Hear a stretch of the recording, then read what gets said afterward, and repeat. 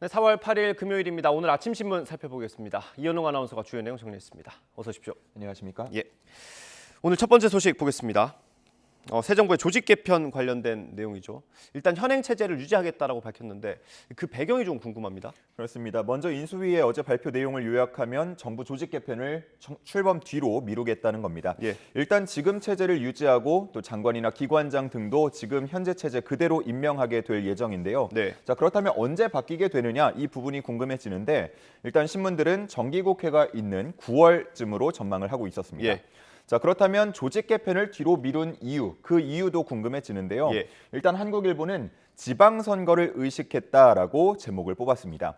이 2달도 채 남지 않았는데 조직 개편으로 논쟁을 만들지 않겠다라는 전략으로 분석을 하고 있었습니다. 예. 이와 연결되는 얘기기도 한데요. 여소야대 전국도 영향을 미쳤다고 보고 있었습니다. 네. 부처를 없애거나 바꾸려면 정부 조직법을 개정해야 하는데 다시 말해서 국회에서 관련법 개정안을 통과시켜야 한다는 거죠. 민주당이 다수당을 차지하고 있는 만큼 빠른 처리가 어렵다라고 판단을 하고 있다는 겁니다. 이것도 지방선거와 민심을 의식한 거라고 볼 수 있는데요. 결국 지방선거를 앞둔 상황과 또 윤석열 정부 초기의 국정 동력, 리더십 이런 것들을 모두 고려한 결과라는 게 대체적인 분석입니다. 네. 이번 새 정부 조직 개편에서 가장 관심이 많이 갔던 게 이제 여가부의 폐지 여부였는데 그렇죠. 그럼 여가부 장관은 어떻게 됩니까? 네, 여가부 장관 폐지 공약은 그대로 이행하겠다라고 밝혔습니다. 예. 그러다 보니까 신문에는 이런 제목까지 나오는데 서울신문입니다. 예. 윤 정부의 첫 여가부 장관이 여가부 간판 내린다라고 되어 있죠. 예. 이 신문에는 인수위 관계자 인터뷰가 나오는데요. 여가부 폐지는 확정적이지만 기능이 완전히 사라지는 건 아니라고 했습니다. 예.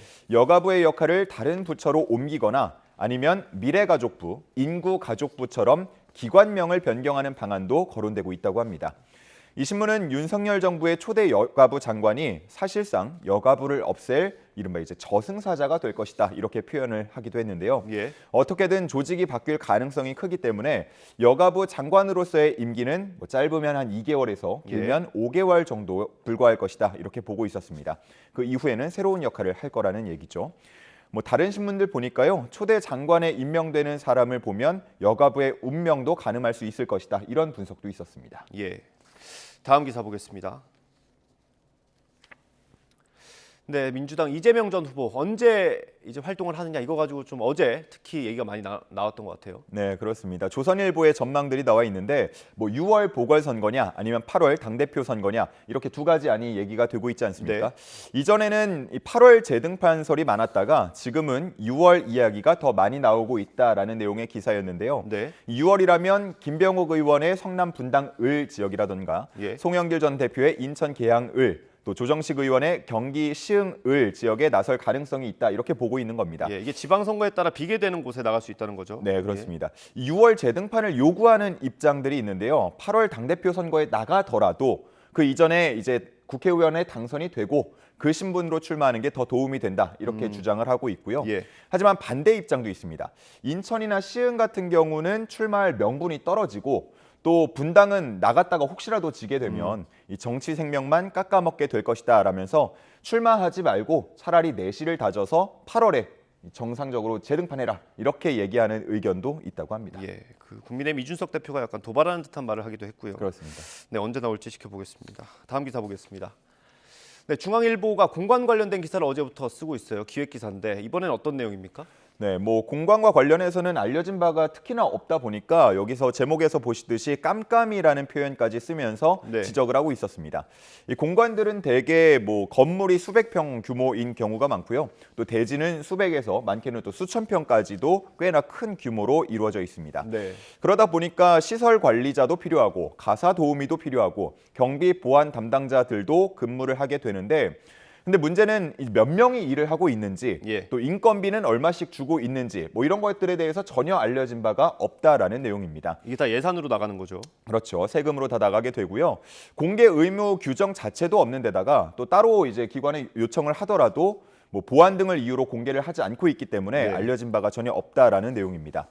논란이 점차 커지니까 올 2월부터 국민권익위원회가 관련된 실태 조사를 시작하는 모습이었는데요. 네. 앞에서 말한 것 외에도 뭐 공관이나 관사 등을 이용한 이른바 공관 재테크에 대한 지적도 그동안 있었고요. 예. 또 공공요금이나 관리비 등까지 세금으로 지원하는 게 적절한지 이에 대한 논란도 있었는데 이런 부분들을 전반적으로 살펴볼 예정입니다. 예. 이 권익위는 관련 자료를 분석해서 오는 6월에서 7월쯤 그 결과를 발표할 예정이라고 합니다. 예. 뭐 이거 상식적으로 생각해도 필요한 것만 남기면 될 것 같아요. 꼭 그렇습니다. 필요한 것만. 네. 네, 다음 기사 보겠습니다. 우크라이나 관련 소식입니다. 뭐 국제사회 압박이 거세지고 있고 비판 여론도 굉장히 많은데 전쟁 상황이 굉장히 좋지 않습니다. 네. 이번에 어떤 사진입니까? 매번 이렇게 사진을 전해드릴 때마다 어떤 사진이 또 오늘 신문에 실렸을까 걱정이 많이 되는데요. 네. 먼저 위쪽 사진을 보면 많은 사람들이 바닥에 쓰러져 있는 모습 확인할 수 있습니다. 이 독일 베를린 의회 앞에서 있었던 시위 모습인데요. 네. 최근에 부차 등에서 확인됐던 민간인 시신들 모습 있지 않았습니까? 예. 그 모습처럼 바닥에 쓰러져 있는 모습을 연출하면서 시위에 나선 겁니다. 이 시위에 참가한 사람들은 러시아산 원유와 천연가스의 수입을 즉각 중단해달라 이렇게 요구를 했고요. 예. 독일 의회는 이에 대해서 우크라이나 지원을 강화하고 러시아산 에너지 의존도를 낮추겠다라고 답했다고 합니다. 예. 아래 나온 사진은 이제 한 시민이 걱정스러운 표정을 하고 있는 사진인데요. 그 뒤에는 이 도시가 폐허가 된 모습까지 확인이 됩니다. 이곳은 이전에도 저희가 얘기를 했던 항구 도시 마리우폴인데요. 지금은 한 달 가까이 뭐 식수나 전기 예. 등이 끊긴 상태로 고립된 상황이라고 예, 합니다. 뭐 건물이 남아 있는 게 없네요. 그렇습니다. 근데도 이런 현장에요. 지금 12만 명 정도가 도시에 남아 있다고 합니다. 러시아군은 인도적 접근을 막고 있는데 이 마리우폴시 입장은 러시아군이 범죄 증거를 없애고 또 시신을 불태워서 학살 흔적을 감추기 위해서 이런 인도적 접근을 막고 있는 거 아니냐 이런 의혹을 제기하고 있다고 합니다. 네, 진짜 러시아가 언제까지 갈지 참 안타깝습니다. 다음 기사 보겠습니다. 전업주부도 육아휴직을 준다. 부모 보험이라는 얘기가 좀 생소하고요. 이거 예. 어떤 내용입니까? 뭐 지금은 이제 직장인들이 자녀를 낳을 때 뭐 출산 전후 휴가 급여도 주고 또 육아휴직 급여 같은 것들을 받을 수 있지 않습니까? 네. 근데 고용보험에 가입되어 있지 않은 사람들은 사실 이런 제도를 활용하지 못합니다. 예. 제목에 나온 것처럼 자영업자라던가 전업주부들이 말하는데요. 예. 보건복지부는 이러한 사각지대를 해소하겠다면서 부모 보험 제도를 새로 추진하겠다라는 입장을 밝혔습니다. 네. 자영업자, 뭐 특수 형태 근로자, 특고라고 하죠. 프리랜서, 전업주부까지 보다 많은 대상이 출산급여와 육아급여를 받을 수 있도록 하겠다라는 건데요. 예, 그런 종합적인 내용을 이제 인수위에 보고를 한 거죠. 그렇습니다. 이 복지부는 내년에 부모 보험법과 또 하위 법령을 만들고 이제 2025년에 시행하겠다라는 계획을 갖고 있습니다. 네. 뭐 좋은 취지다라는 점은 대부분 공감을 하실 것 같은데 늘 그렇듯이 재원이 문제라고 볼 수가 있겠는데요. 복지부는 건강보험료 중 일정 비율을 부모 보험료로 거두겠다라는 계획을 세우고 있는데 근데 자녀가 없는 경우들도 있지 않습니까? 예. 미혼도 있고요. 그런 경우에는 건강보험료를 내면서 혜택은 받지 못하기 때문에 이에 대한 불만도 예상이 된다라는 내용도 기사에 있었습니다. 네, 그렇군요. 이 기사가 나왔으니까 인수위 입장도 들어볼 수 있겠네요. 예. 기다려 보도록 하고 다음 기사 보겠습니다. 네, BTS의 병역 특례 얘기 나올 때마다 조심스럽습니다. 그렇습니다.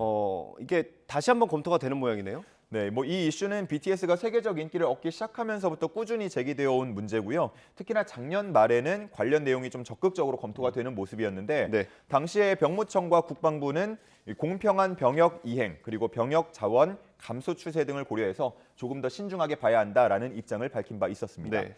그런데 최근에 다시 이 부분이 적극적으로 검토되는 분위기인데요.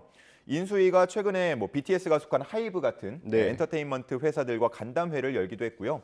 또 이달 초에는 국방부와 병무청, 문화체육관광부가 대체 복무와 관련한 실무자 회의를 가졌다라는 정부 소식통의 이야기도 기사에 실려 있었습니다. 예. 현재 국회에는 대중문화예술인의 대체 복무와 관련한 3건의 병역법 개정안이 계류 중인 상황인데 과연 이번에는 논의가 어떤 방향으로 얼마큼이나 이루어질지 한번 지켜보면 좋을 것 같습니다. 예. 국회 논의 내용을 좀 더 지켜보면 될 것 같네요. 오늘 마지막 기사 보겠습니다. 네, 막내가 70살이다. 이런 얘기는 사실 어르신들이 많이 모여 있는 경로당 같은 곳에서 하는 얘기인데 네. 무료급식소에서도 이런 얘기가 나오나 봐요. 그렇습니다. 제목에도 나와 있지만 70세가 막내라고 할 정도로 지금 손길이 많이 끊기고 있다. 이런 내용입니다. 예. 기사에 실려 있는 한 무료 급식소의 경우에는요. 코로나 전만 하더라도 자원봉사자가 한 10명 내외로 꾸준히 왔다 그러고 예. 또 하루에 120여 명 끼니를 제공을 했다고 하는데 코로나 후로는 이런 자원봉사 활동을 하겠다는 사람이 크게 줄면서 지금 운영이 위태로운 상황이라고 합니다. 심지어 최근에는 물가 상승 얘기도 저희가 많이 하지 않았습니까? 예. 그러다 보니까 운영에 아주 치명적인 영향을 주고 있다고 하고요. 원래도 이런 무료급식소는 운영 상황이 넉넉치는 않았는데 예. 최근에 물가가 오르면서 음식값도 훨씬 더 들고 또 코로나로 인해서 식판 배식을 못하다 보니까 일회용기, 도시락 형태로 제공을 하다 보니까 그 값도 만만치 않다라는 내용이 있었습니다. 예.